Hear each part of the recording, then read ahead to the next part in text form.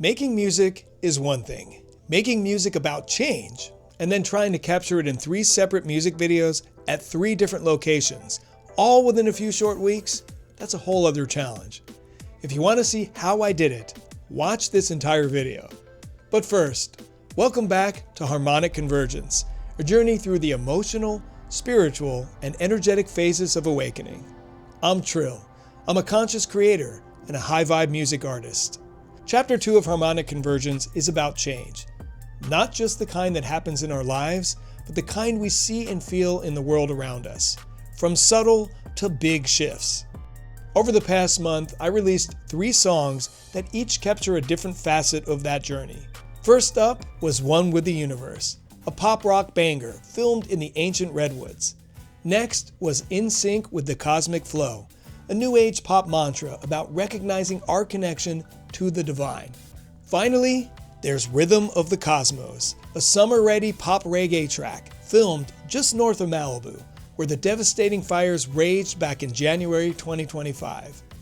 In this video, I'll take you behind the scenes of all 3 and show you how the visuals found their rhythm and what it was like filming at the locations. Also, what it means to try and capture the feeling of change in both sound and image. If you haven't heard the songs or watched the music videos, do so now. Otherwise, this won't make any sense. About a year ago, I visited the Redwoods in Northern California. It was an epic 7-day trip that started in Los Angeles and went all the way up the 101 freeway to the border of Oregon. Super beautiful drive. As you're getting up towards Eureka, about an hour south is the Avenue of the Giants, which parallels the 101. The road cuts through an old-growth redwood forest. I was able to film it on the way up and on the way back to Los Angeles, both in the rain and in the sun. Now, if you just saw that, that would be beautiful enough. But north of Eureka is Klamath, which has 3 national and state parks close by: Prairie Creek, Del Norte, and Jedediah Smith, which is where Steven Spielberg shot scenes for E.T. You know when the spaceship was hovering over the forest? That was in Jedediah. There's an unpaved road that cuts right through some of the oldest and tallest trees I've ever seen. On the 3rd day, we hiked a trail called Trillium. Some of the trees were over 1,000 years old. I kept wondering what they must have witnessed during their time on this planet. What secrets do they know? While I was out there, a melodic and lyrical phrase just popped into my head. I want to be one with the universe. One with all that is. Hearing it just filled me with such joy and excitement. I remember skipping down the trail singing it out loud. Now, once I got back home, I picked up my guitar, figured out the chords that matched the melody, and began tracking the song. Initially, I used drum loops, but after I listened to it over and over again, I realized that it was starting to sound too electronic. What I really wanted was a more natural, organic vibe, like I felt when I was in the Redwoods. So I hired a drummer to play on it, and the rest is history. One with the Universe is about recognizing that we're all part of the same cosmic rhythm, moving through the same cycles. It's about that connection you feel when you're out in nature, away from the constant bombardment of social media posts. There's no Wi-Fi in the Redwoods, so I got to experience absolute silence several times on the trip. Nothing but the wind and the birds. To me, the Redwoods represent strength and steadiness over time. They've thrived and grown through every transition, standing as living witnesses to centuries of change. Just like them, we're all navigating both the exciting changes and the uncomfortable ones.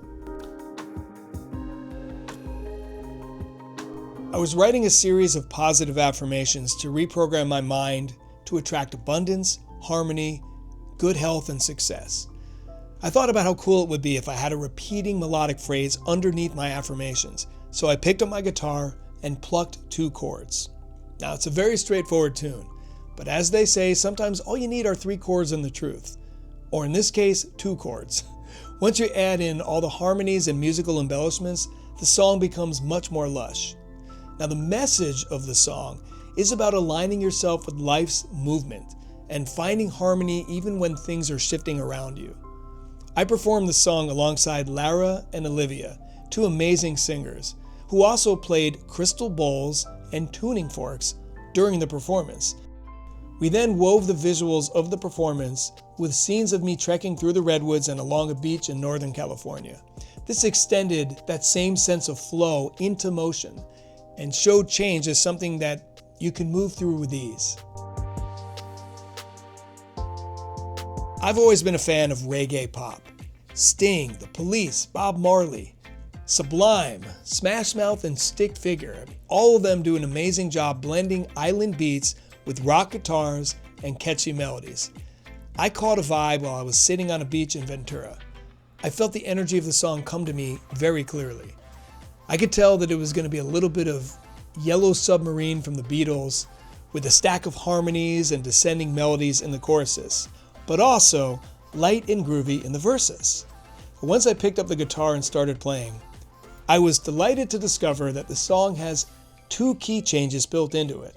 One going into the choruses, and then one coming out of the chorus back to the verse. I always love it when a song can do that without it being jarring. There's no official bridge, however, I love the instrumental moments that happen after the first and second choruses. I also love the breakdown. I used a vocoder effect on my harmony vocals to bring out the happy gang vocal feel. Rhythm of the Cosmos is the heart of this chapter of change. The lyrics are about celebrating the cycles of ebb and flow, light and dark, and beginnings and endings. To me, the ocean waves are a perfect metaphor for constant motion and constant change. Since the song was inspired by a trip to the Redwoods, I figured why not shoot the music video there? Last October, while driving back from Oregon, we stopped again at Jedediah State Park. We found several stunningly beautiful sections of the Stout Grove Trail and shot almost all of the video there. The best part was there weren't too many people because we were there early in the morning, so we had very few disruptions. We found a great studio on Pier Space that had a rack of performance lights, exotic plants, and a smoke machine. So we rented it for a few hours and invited Lara and Olivia to join us. Since the song was inspired by a visit to the beach, I knew we had to film the video at the beach. The only question was, which one? We're here location scouting for our Rhythm of the Cosmos music video. We're north of Malibu. I think we might even be in Ventura County, I'm not 100% sure. But I came to this beach over 10 years ago for a whole different shoot, and it's kind of known because it's right across the street from a restaurant that was featured in movies like Point Break with Keanu Reeves and Patrick Swayze. It's called Neptune's Net. I think right now it's kind of exclusively a biker bar, but hey, I hear that the shrimp is good. So we're gonna now walk down this path and we're gonna see whether or not this location is still as good as it was 10 years ago. Check it out. Wow. There we go, we got some surfers doing their thing.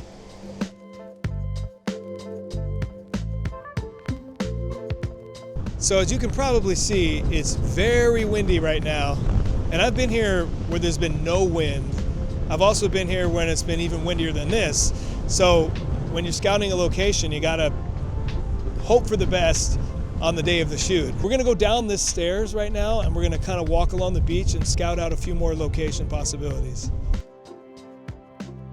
The staircase was not quite as safe as it looks. The railing is rusty, the stairs are rotting, but if you're careful, you can safely make your way all the way to the bottom.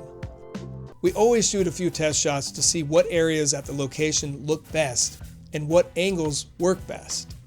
The rocks can be slippery, and since they're uneven, the danger of tripping and falling is real. I had a few close calls while I was there, but luckily, I was able to remain upright. Check out this awesome driftwood log. This is beautiful. And then look at what we found here. Check this out. It's like a mini stage. Look, you can like surf on it. Now that'd be really cool if I like play guitar here and I'm rocking around and getting a little bit of this bounce or something. The right time of day, which could be an hour from now or an hour before now, you get a great light cutting across, ocean in the background. We'll see if we end up shooting it, but it seems like a really cool place. Perfect area to sit on right here because it swoops down, cradled in like this. I have the guitar and I'm playing my part right here. Ocean again in the background. Anything that has visual intrigue is always going to make a video much better. And luckily this beach is already set decorated.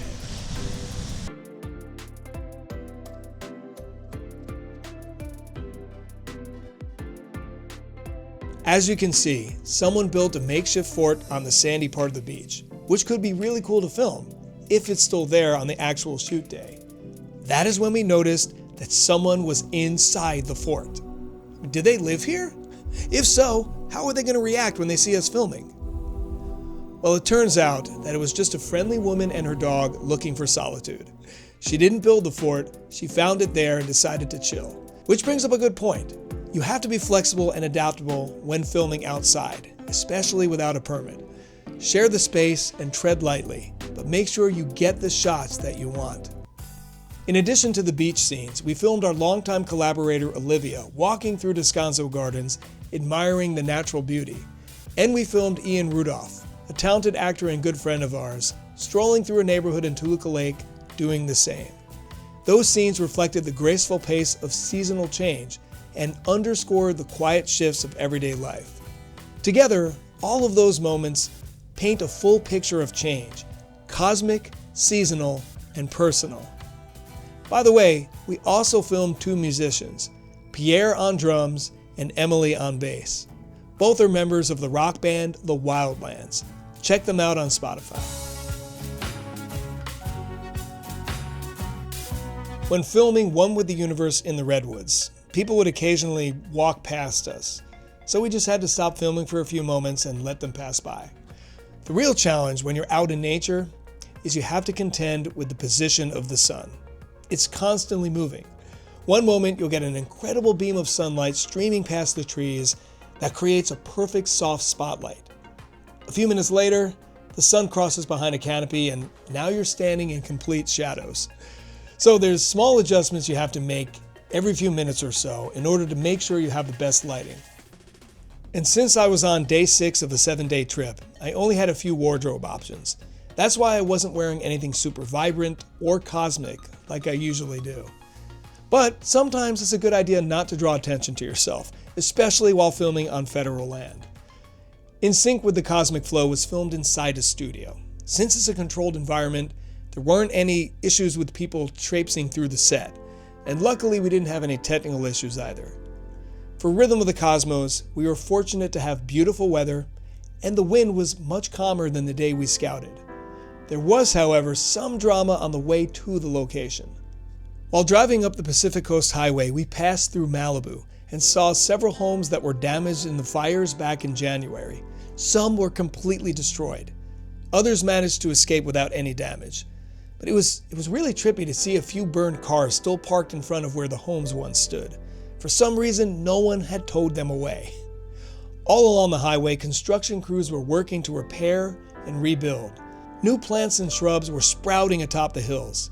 All of it was a response to fast and sudden change. For me, change shows up in a few different ways. There's the kind I choose, like starting a new project, exploring a new place, or ending something that's not working. That kind of change can be scary, but at least I'm steering the ship. Then there's the kind that just happens to us.